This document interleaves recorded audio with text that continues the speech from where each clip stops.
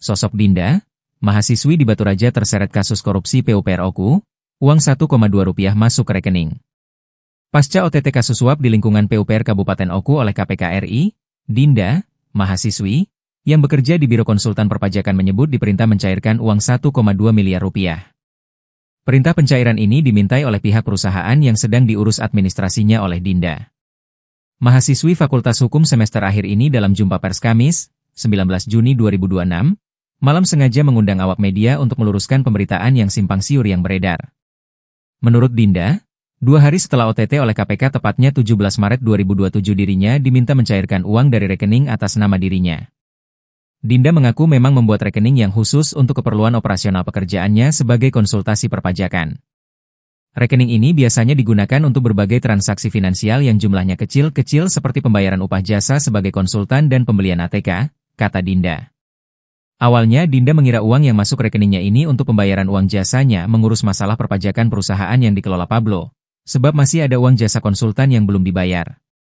Aku kaget ternyata ada dana 1,2 miliar rupiah. Lalu hari itu juga saya diperintahkan mencairkan dana tersebut dan menyerahkan kepada pihak yang ada hubungan dengan pemilik perusahaan, jelas Dinda.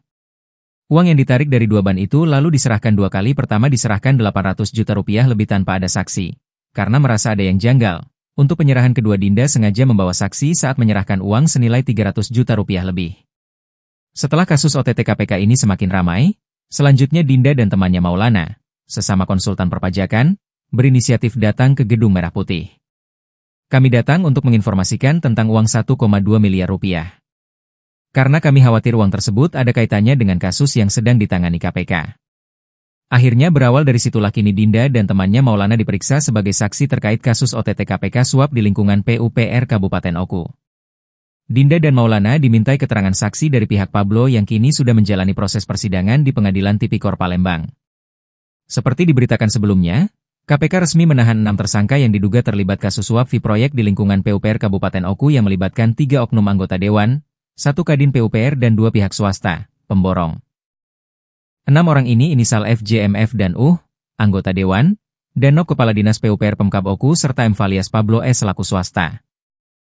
Dari 6 orang yang sudah diamankan 2 diantara MF dan S, pemborong, sudah menjalani proses sidang di PN Tipikor Palembang.